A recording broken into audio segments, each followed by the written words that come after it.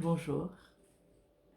Est-ce que tu sais que tu es comme l'argile, mais qu'il prend forme et sens seulement quand le potier le façonne avec ses mains? C'est l'apôtre Harmonie. J'espère que vous allez bien. Aujourd'hui, on va parler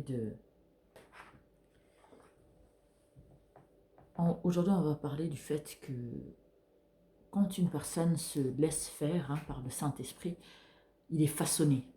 Il est, euh, il est tellement façonné qu'il peut briller aux yeux des autres.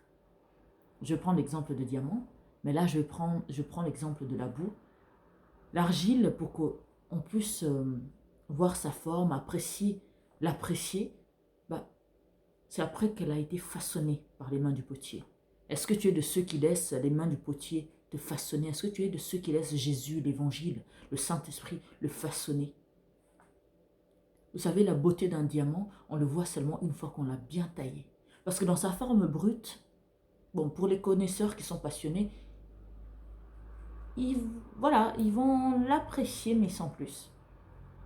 Mais une fois qu'elle est taillée, façonnée, tout le monde est illuminé par sa beauté.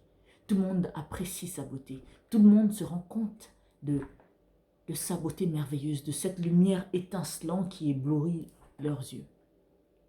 Soit ce diamant, mais par contre pour que le diamant puisse être magnifique, tel qu'on le connaît, le diamant passe d'abord par la taille. Il est d'abord taillé de toutes parts, avant qu'il puisse ressortir sa beauté, son potentiel, pour que les gens puissent mieux l'apprécier. Il y a aussi le diamant des diamants dans la Bible, qui s'est laissé façonner, tailler. Et sa lumière a ébloui le monde et l'humanité. On va voir ça à travers la parole.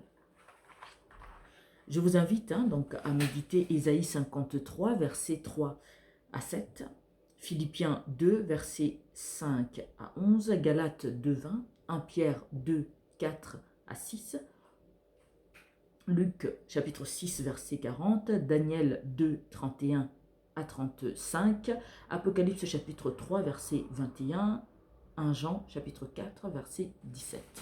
Donc je vais vous lire par contre Ésaïe et puis Philippiens.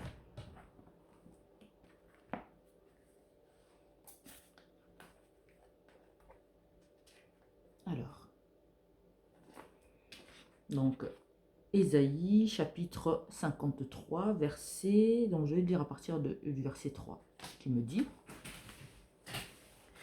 Méprisé et abandonné des hommes, homme de douleur et habitué à la souffrance, semblable à celui dont on détourne le visage, nous l'avons dédaigné, nous n'avons fait de lui aucun cas.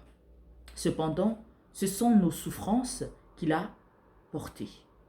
C'est de nos douleurs qu'il s'est chargé, et nous l'avons considéré comme puni, frappé de Dieu et humilié. Mais il était blessé pour nos péchés, brisé pour nos iniquités.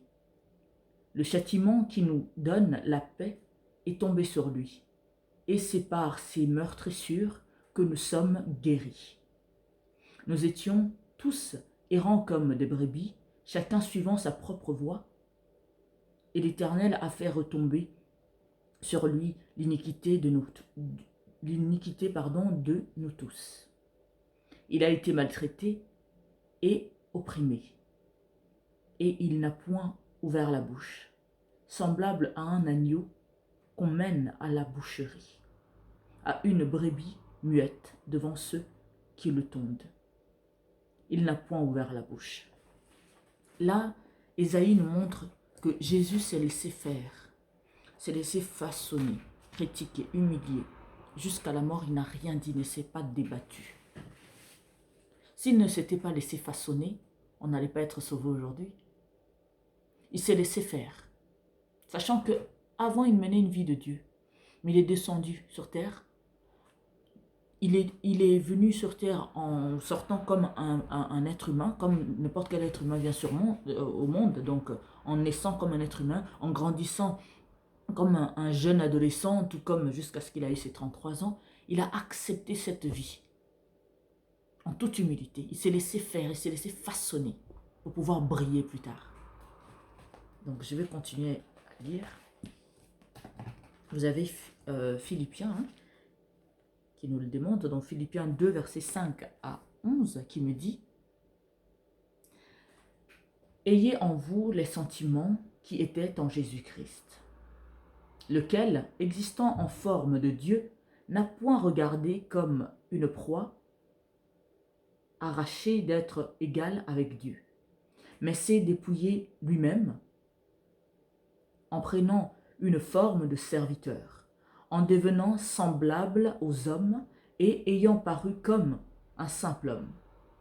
Il s'est humilié lui-même, se rendant obéissant jusqu'à la mort, même jusqu'à la mort de la croix. » Parce que quand on précise même jusqu'à la mort de la croix, c'est parce que c'était une malédiction quand tu étais tué sur la croix. C'est pourquoi aussi Dieu l'a souverainement élevé et lui a donné le nom qui est au-dessus de tout nom, afin qu'au nom de Jésus, tout genou fléchisse, dans les cieux, sur la terre et sous la terre, et que toute langue confesse que Jésus-Christ est Seigneur, à la gloire de Dieu le Père. Donc il s'est laissé façonner. C'était un diamant. Il est venu en mode diamant brut. Il s'est laissé tailler, tailler, tailler jusqu'à la mort. Il s'est laissé faire, façonner, pour que enfin la lumière qui émane de lui puisse illuminer l'humanité, puisse sauver l'humanité. Et quand il a réussi à se laisser façonner par tout ce qu'il a dû subir sur cette terre pour pouvoir nous sauver, qu'est-ce que Dieu lui donne comme récompense? C'est pourquoi aussi Dieu l'a souverainement élevé et lui a donné le nom qui est au-dessus de tout nom. Vous voyez cette récompense? Afin qu'au nom de Jésus, tout genou fléchisse dans les cieux, sur la terre et sous la terre. Et que toute langue confesse que Jésus-Christ est Seigneur, à la gloire de Dieu le Père. Vous vous rendez compte? C'est merveilleux, non? De laisser le Saint-Esprit nous façonner, de laisser Dieu nous façonner, de laisser l'Évangile nous façonner. Aujourd'hui, beaucoup de chrétiens veulent se comporter en mode « j'ai mangé l'arbre du connaissance du bien et du mal, donc je connais, donc je peux diriger ma vie comme je veux. » On voit le monde comment il est aujourd'hui, c'est dirigé par l'homme lui-même. Et on voit qu'il y a les inégalités partout. La parole de Dieu me dit encore qu'il n'appartient pas à l'homme de diriger ses pas tout seul. Parce qu'on le voit, hein, les bombes, qui les fabrique? C'est pas Dieu, c'est pas le diable, c'est l'homme. La souffrance qu'il y a. On a des centres de missiles fixes partout qui traînent dehors, des personnes qui n'ont rien à manger, des personnes qui traînent, qui souffrent. Ils sont dans le monde que l'homme qui est en train de diriger. Alors que si on se laisse façonner par le Saint-Esprit, si on se laisse façonner par Dieu, si on se laisse façonner par l'Évangile, on va briller, notre lumière va illuminer le monde. Tu es un diamant brut. Mais pour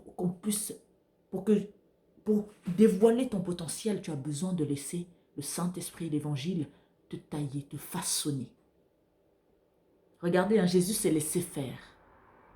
Il s'est laissé tailler, façonner alors qu'il n'avait rien fait, il n'avait rien à se reprocher. Il est venu mourir pour nos péchés, pour que nous soyons sauvés. Et son nom a été mis au-dessus de tout nom.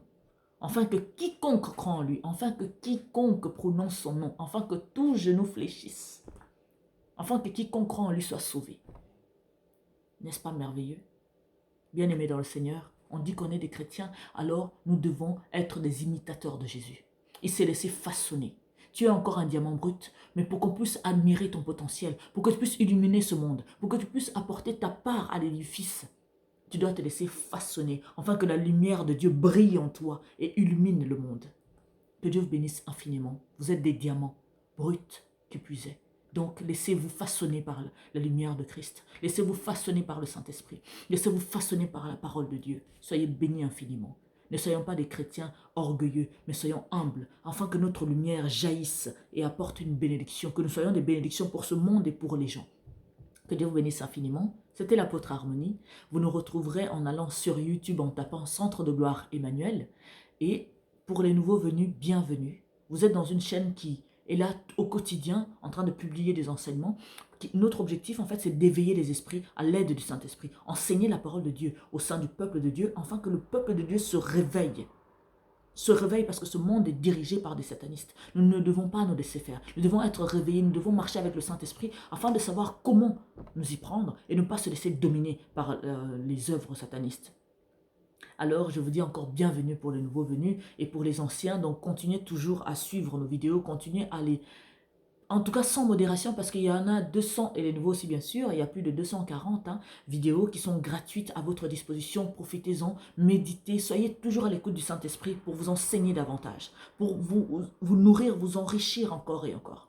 Et on a deux pages Facebook, donc là où vous pouvez nous écrire, nous envoyer vos mails, enfin voilà, ou nous écrire tout simplement.